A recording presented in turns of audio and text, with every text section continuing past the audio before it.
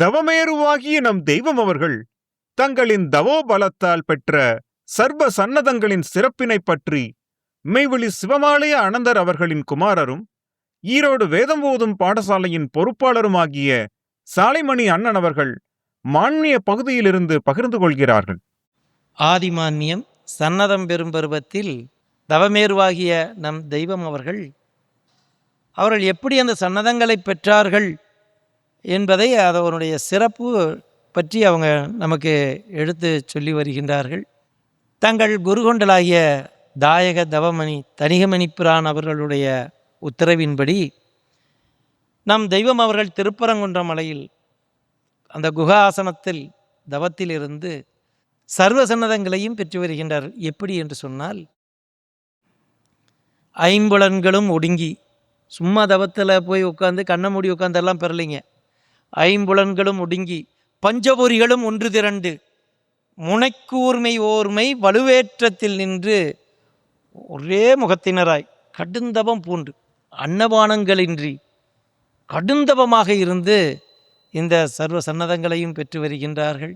இந்த சர்வ சன்னதங்களையும் ஏன் பெற்று வருகின்றார்கள் என்று சொன்னால், இந்த கலியுக கடைசியில் வந்திருக்கின்ற இந்த மக்களை, நரர்களை மக்களாக்கி அந்த மக்களை தேவர்களாக ஆக்க வேண்டும் என்பதற்காகவே இந்த சன்னதங்களை எல்லாம் பெற்று வருகின்றார்கள். இந்த கலியினிடத்தில் இருக்கக்கூடிய அந்த துஷ்டதனத்தை எல்லாம் நீக்கி தேவ சிஷ்டனாக ஆக்க வேண்டும் என்பதற்காகவே இந்த சன்னதங்களை எல்லாம் அவர்கள் பெற்று வருகின்றார்கள். வந்த பாரவான்களெல்லாம் வந்து இந்த கலியனை எந்த விதத்திலையும் தேற்ற முடியாது, பண்ண முடியலைன்னு அவங்க எல்லாம் இதை விட்டுட்டு புறப்படுறாங்க. ஏன்னா முடியலை. இவன் என்னெல்லாம் இடைஞ்சல் கொடுத்தான்னு நம்ம ஒவ்வொருத்தரையும் பார்க்குறோம். இயேசு பெருமான் முதற்கொண்டு பகவானுக்கு எல்லாத்துக்குமே, சுப்பிரமணிய கடவுள் அவர்களுக்கும், இன்னும் யார் நபிகள் நாயகம் அவர்களுக்கும், இன்னும் சொன்ன போலாம் கடைசியில் போன நூற்றாண்டு வந்த வடலூர் வள்ளல் பெருமான் அவர்களுக்குமே கோர்ட்டில் கொண்டு போய் நிறுத்துறதும் அவங்கள பல இன்னல்கள் கொடுக்குறாங்க. அவர்கள் பார்த்து விட்டு ஒருவரும் தேறிலர் என்று என்ன சொல்கிறாங்க, இனி பிச்சுலகம் என்ன காரி துப்பிட்டு புறப்படுறேன்னு சொல்கிறாங்க. இந்த 19ஆம் நூற்றாண்டு, இதுக்கு முன்னாடி வந்த நூற்றாண்டில் சொல்கிறோம். அதுக்கப்புறம் ஒரு 27 வருட காலம் கழித்து நம் தெய்வம் அவர்கள் வருகின்ற காலம் எப்படி இருந்திருக்கும்? இன்னும் அதை விட ஒரு மோசமாக இருந்திருக்கும் அல்லவா? எல்லா பெரியோர்களுக்கும் துன்பம் கொடுத்து கொண்டிருக்கின்ற இந்த கலியனை, இவனை தேவ சிஸ்டராக ஆக்கணும்னா அப்போ அவங்க அந்த ஆயுதங்களை எல்லாம், ஆயுதங்கள் என்றால் அந்த சன்னதங்கள், அது ஆயுதங்கள் அல்ல, அதெல்லாம் சன்னதங்கள். தூலத்திலும் அவர்கள் பெற்று எல்லா பெரியோர்களும் அப்படி பெற்று வருகின்றார்கள். அவர்கள் எல்லாம் 1, 2 என்ற விதத்திலே பெற்று வந்தாலும் நம் தெய்வம் அவர்கள் மட்டுமே சர்வ சன்னதங்களையுமே பெற்று வருகின்றார்கள். அப்படி அந்த சர்வ சன்னதங்களையும் பெற்று வந்து தேவ சிஸ்டர்களாக ஆக்குவதற்கு அவர்கள் பட்ட பாடு எல்லாம் பிற்பகுதிகளிலே கொடுக்கின்றார்கள். முதலில் இந்த தேவ சன்னதத்தினுடைய அந்த சிறப்பு மாண்புகளை எல்லாம் இப்பொழுது நாம் பார்க்க இருக்கின்றோம். அதை எவ்வாறு இதுவரைக்கும் அந்த நமக்கு சன்னதம்னா என்னன்னே தெரியாது. ஆனால் அந்த சன்னதத்தினுடைய சன்னதம் என்னதுன்னு அறிந்தவர்கள் அல்லவா அதை சொல்ல முடியும், பெற்றவர்கள் அல்லவா அதை பேச முடியும். அப்படி நம் தெய்வம் அந்த சன்னதத்தினுடைய அந்த சிறப்புகளை எல்லாம் எடுத்து, அது சிறப்புங்கிற ஒரு வார்த்தை சொல்ல முடியாது, அது மேன்மை பொருந்தியது. அதாவது எப்படி பெரியோர்களுக்கு இடைஞ்சல் கொடுத்து வர்றான்னு அவங்க மான்மியத்தில் அதை கொடுத்து வருகின்ற பொழுது, சத்திய மெஞ்ஞான பீடங்களை உகக்காது பாராமுகமாக இருப்பதோடின்றியும் இத்தெய்வீக அரிய செயலினுக்கு நெடுக இடைஞ்சலும் இயற்றி இருக்க இடமுமின்றி புறப்படுத்தியும் மேலும் நாளுக்கு நாள் சீச்சு கழிச்சு கொண்டு உலகத்தினுள் திரியும் அந்த அந்தகரக்கலியனாகிய முரணை, அதாவது என்னெல்லாம் பெரியோர்களுக்கு அவன் தங்குற கூட இடம் கொடுக்கும், எங்கே தங்கினாலும் அவங்களுக்கு துன்பம். நம் தெய்வம் அவர்களே ஒரு குடிசையில் வாழ்ந்த காலத்தில் கூட அதுக்கு தீய வச்சு அடித்த குடும்பம் தானே, இப்படியெல்லாம் பண்ணவன் தானே கலியன். அப்பேற்பட்ட கலியனை அவன் முரணானவன். என்ன சொல்கிறாங்க, அந்த அந்தகார கலியன் ஆகிய முரண்னா யார்? எதுக்காக வந்தானோ அதுக்கு மாற்றமாக செய்கிறவன். அதுவும் பெரியோர்கள் ஞானிகள்னு சொன்னால் அவங்கள சீச்சு கழிக்கிறது மட்டுமல்ல, அவர்களுக்கு பல இடங்களில் துன்பம் கொடுக்கறது தான் தெய்வம். அவன் முரணானவன். அப்பேற்பட்ட முரணை, அந்த அந்தகார கலியனாகிய முரணை அவர்கள் கையகத்தானதும் என்ன செய்கின்றார்கள், நம் தெய்வம் அவர்களுடைய கையகத்தானதும் இன்று முதலாக சாட்சி கழிச்சு துஷ்ட நிக்கிரக, இதுவரைக்கும் துஷ்டர்களை அழிக்கத்தான் ஒவ்வொரு அவதாரமும் வந்தாங்கன்னு நம்ம கேள்விப்பட்டிருக்கிறோம். ஆனால் நம் தெய்வம் எப்படி வர்றாங்க? துஷ்டர்களை தேவசிஷ்ட பரிபாலனமாக ஆக்க வருகின்றார்கள். அதாவது இந்த சன்னதங்களெல்லாம் எந்த பெட்டகத்துக்குள் வைத்திருந்து அளிக்கின்றார்கள் அப்படின்னு கொடுக்கும் பொழுது, அந்த அந்தகார கலியனாகிய முரணை இன்று முதலாக சாட்சி கழிச்சு துஷ்ட நிக்கிரக தேவசிஷ்ட பரிபாலனம் செய்ய ஆயுதங்களென ஆதிகால நாட்ட பெட்டகத்தினுள்ள இதற்கென்று வைத்திருந்ததாகிய. அப்போ அது எங்கே? அந்த பெட்டகத்திலிருந்து நம் தெய்வம் அவர்கள் எப்படி தங்களுடைய குருகொண்டலுடைய ஆசீர்வாதத்தோடு பெற்று எடுத்தார்கள், அதனுடைய மேன்மை என்ன என்று நமக்கு சொல்லி வருகின்றார்கள். அதாவது என்னென்ன சன்னதங்கள்லாம் பெறார்கள் என்று சொன்னால், இதுவரைக்கும் வந்த எல்லா பெரியோர்களுமே ஓரிரண்டு சன்னதம் பெற்றிருந்தாலும் நமக்கு தெரியும். ஒவ்வொரு தெய்வங்களுடைய கையிலையும் அதெல்லாம் வச்சிருக்கிறாங்க இல்லையா? நம்ம கடவுளர்கள்னு சொல்லக்கூடிய கையில் எல்லாம் அவங்களுடைய திருக்கரத்தில் எப்படி இருக்குது அப்படின்னு சொன்னால், சூளம், வேல், பராங்குசம் இல்லையா, துடிபுடுக்கை, இப்படி இது எல்லாமே அவங்க வாங்கிட்டோம். இது அத்தனையும் நம் தெய்வம் அவர்கள் அந்த தவத்தினுடைய விளைவால், அந்த மேருகிரி தவத்தினுடைய விளைவால் அது அனைத்தும் பெற்று வருகின்றார்கள். அதோடு மட்டுமல்ல, இதுவரை யாரும் பெற்றிராத அரியதவ கிள்ளாமத்தையும் பெற்று வருகின்றார்கள்.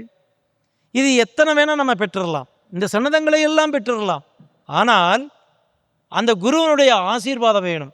அதைத்தான் சொல்லுகின்றார்கள் இங்கே நமக்கு தெய்வம்.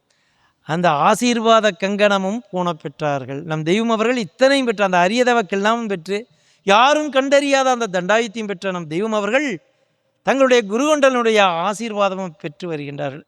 அந்த ஒவ்வொரு சன்னதத்தினுடைய அந்த மகிமைகளை எல்லாம் தெய்வம் அவர்கள் எப்படி, அது நம்ம அறிவுக்கு எட்டப்படாதது. இப்போ நாம் ஒன்று நினச்சிருப்போம்ல, அது அல்ல அப்படிங்கிறதுக்கு சொல்ல. அது எடுத்ததுமே முதல் பகுதியாக அவங்க எப்படி எடுக்கிறாங்கன்னா, அதாவது நாம் கண் கொண்டு இப்போ பார்க்குறோம், இது நமக்கு தெரியுது. தெய்வம் எப்படி எடுக்கிறாங்க பாருங்க. இவ்வுலகத்தின் தூலக் கண்கள் அறியாத, இந்த கண்கள் அறியாத, அது முடியாது. அதனால் சொல், இவ்வுலகத்தின் தூலக் கண்கள் அறியாத இருபுறமும். இப்போ மாயை நம்ம பேசிக்கிறோம். அந்த மாயை நம்ம ஏதாவது பார்த்தது உண்டா? இன்னும் தெரியுமா நமக்கு? அதை எப்படி எடுக்கிறாங்க பாருங்க.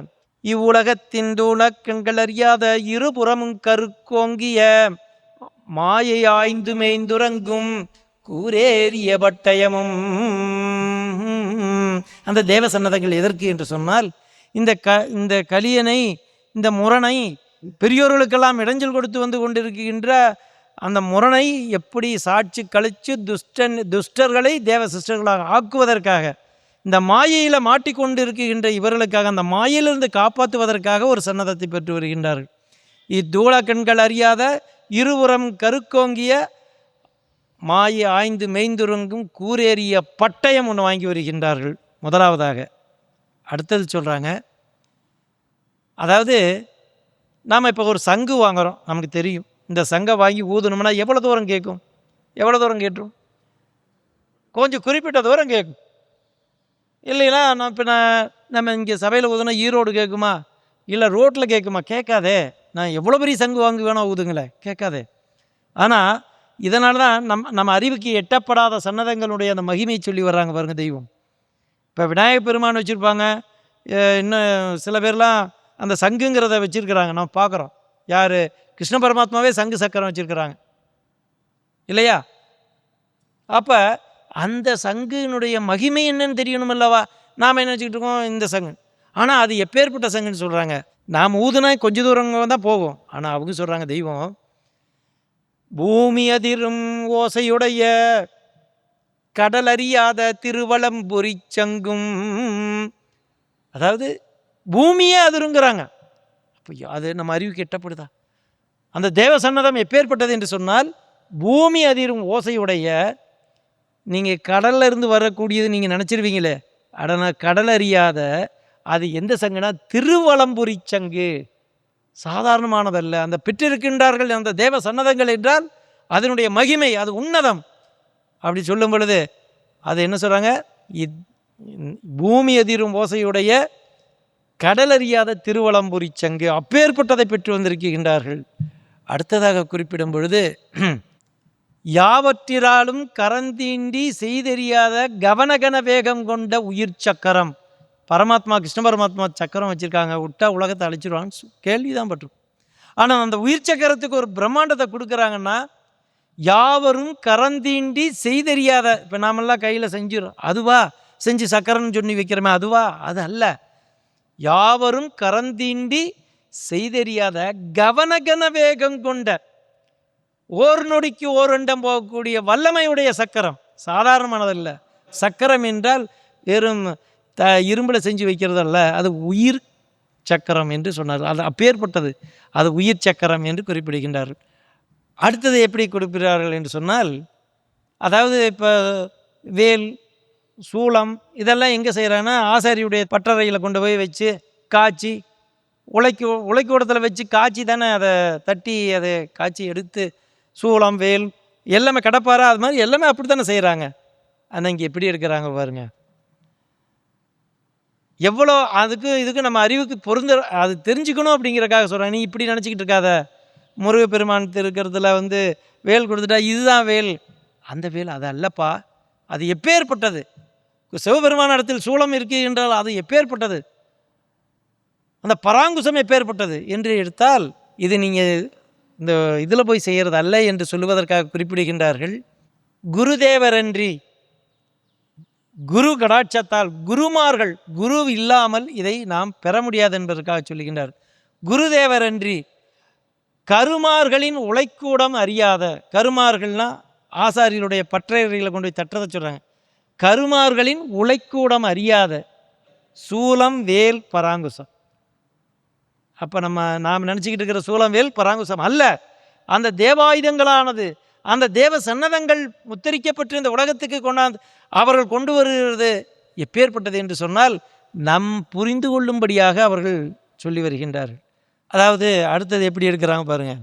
சிவபெருமான் அவர்களுக்கு திருக்கரத்தில் நம்ம துடி உடுக்கையை பார்த்துருக்குறோம். ஆனால் அது என்ன சிறப்புன்னு தெரியுமா? உடுக்கை அடிச்சுட்டு இருக்கிறாரா? அப்படியா? அதனுடைய மகிமை, அது மகோன்னதம், அது எப்பேற்பட்டது என்று நம் தெய்வம் அவர்கள் நமக்கு குறிப்பிட்டு சொல்லவில்லை என்றால் சத்தியமாக நம்ம ஒருவருக்கும் தெரியாமல் போய்விருக்கு. எப்படி எடுக்குகின்றார்கள்? அந்த துடி உடுக்கையினுடைய அந்த பிரம்மாண்டம் எப்படி என்று சொன்னார். அதனுடைய வல்லவ எப்பேற்பட்டது என்று சொன்னார். இவ்வுலகத்தில் உள்ள மனுப்பலங்கள் எல்லாம் எத்தனை கோடி மக்கள் இருப்பாங்க? ஒரு 600-700 கோடி மக்கள் இருப்பாங்களா?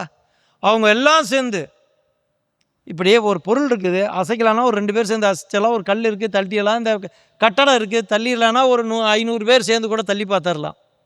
ஆனால் அவங்க குறிப்பிடுறதோ, இவ்வுலகத்தில் உள்ள மனுப்பலங்கள் எல்லாம் ஒன்றாக சேர்ந்து 700-800 கோடி மக்களும் சேர்ந்து தூக்குதல் என்ற அசைத்தலுக்கு கூட ஓர் அணுவேனும் முடியாத அந்த பேய்மை என்னும் அந்த எவனுடைய அந்த அதிகார பலத்தினை முறித்து எறிந்து அந்த சாகாக்கலை என்னும் உயிர்களை ஜெயங்கொண்டு விளங்கும் அது நூல்போல் நுணுகிய துடி உடுக்கை என்றார்கள். அந்த யமனுடைய அதிகாரத்தை அந்த உலக மக்கள் எல்லாம் சேர்ந்தா அதை தகிக்க முடியுமா? மக்கள் எல்லாம் ஒன்று திரட்டியாக அசைக்க முடியாத ஒன்றை எது செய்யக்கூடிய வல்லமை உள்ளது என்று சொன்னால், நாம் என்னமோ உடுக்கன்னு நினச்சிக்கிட்டோம். அப்படி அல்ல. அந்த தேவ சன்னதம் எப்பேற்பட்டது என்றால், யமனுடைய அதிகார பலத்தினை முறித்தெறிந்து, அதோடு மட்டுமல்ல, தன்னை நம்பி வந்த அந்த குருமார்களை நம்பி நிற்கின்ற அவர்களுக்கு அந்த சாகாக்களை என்னும் உயிர்களை ஜெயங்கொண்டு விளங்கும் அப்பேற்பட்ட வல்லமை அளிக்கக்கூடியது அந்த துடி உடுக்கை என்று குறிப்பிடுகின்றார்கள். அடுத்ததாக குறிப்பிடுகின்றார்கள், அதாவது இதுவரைக்கும் வந்த பாரவான்கள் எல்லாரும் ஒவ்வொரு சன்னதங்கள், 2 சன்னதங்கள் 3 சன்னதங்கள்லாம் பெற்றிருந்தாலும் தூளத்தளவிலே பெற்று வந்திருக்கின்றார். அதுபோல தான் நாம் தெய்வம் அவர்களும் தூளத்தளவிலே பெற்று வந்திருந்தார். அதாவது இதுவரை யாரும் பெறாத ஒரு சன்னதம் நம் தெய்வம் அவர்கள் பெற்று வருகின்றார்கள். என்ன என்று சொன்னால், வான்வளைவு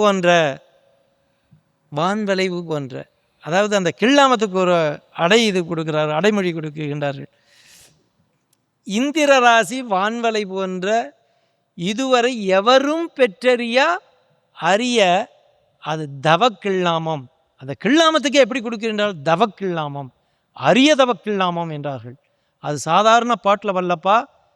நாம் எலும்பிலக செத்தே போவோம் என்று அந்த எல்லை வரை சென்று வந்து அப்படி பெற்றது. அன்னாகாரமின்றி கடுந்தவம் பூண்டு அப்படி பெற்ற ஒரு சன்னதம் எது என்று சொன்னால் அந்த இந்திர ராசி வான்வலை போன்ற இதுவரை எவரும் பெற்றிரா அந்த அரிய தவக்கில்லாமும் இதுவரை யாரும் கண்டிராத தண்டாயுதமும் பெறுகின்றார்கள். நம்ம தங்கமேருவாகிய நம் தெய்வம் அவர்கள் இதுவரை யாரும் பெற்றிராத அந்த தண்டாயுதமும் பெற்று கடைசியாக நம் தெய்வம் அவர்கள் தங்களுடைய குருகுண்டலாகிய அந்த காராறுமேனி நேராறுமற்ற அந்த ஆறான நாட்டு பேரான பெம்மானுடைய ஆசீர்வாத கங்கணத்தையும் பெற்று வருகின்றார்கள். அந்த பகுதியினைத்தான் இந்த பகுதியிலே நமக்கு கொடுத்து வருகின்றார்கள். இதையும் நாம் இப்பொழுது படிக்கலாம். அனைவருக்கும் என்னுடைய நமஸ்காரம். அந்த அந்த கலியனாகிய முரணை இன்று முதலாக சாட்சி கழிச்சி துஷ்ட நிக்கரக தேவசிஷ்ட பரிபாலனஞ்செய்யாயுதங்களன ஆதிகால நாட்டப் பெட்டகத்தினுள்ளே இதற்கென்று வைத்திருந்ததாகிய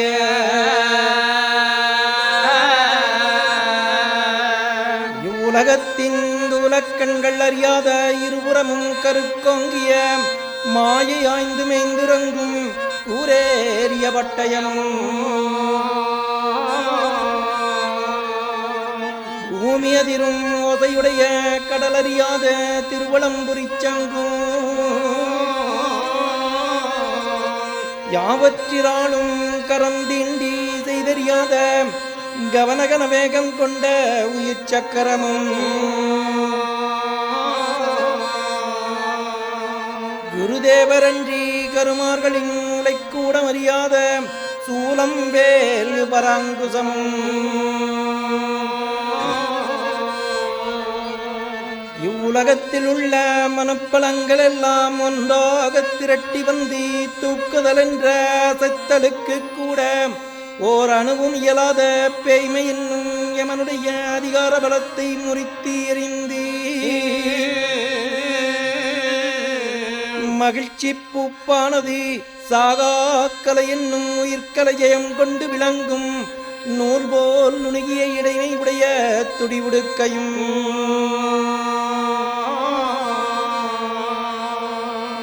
இந்திரராசி வான்வளை போன்ற இதுவரை அவரும் பெற்றறியாரியதவக்கில் நாமமும் யாரும் கண்டறியாத தண்டாயுதமும் எங்களுடைய தங்கமேராகிய நாயகம் அவர்களின் இருகரங்களிலும் தேவர்கள் கண்டு மகிழும்படி இணங்கத் தெரிப்பித்து இரண்டாவது வரம் பெருகிய அறம் விளங்கும் ஆசீர்வாத கங்கணமும் பூன பெற்றார்களே.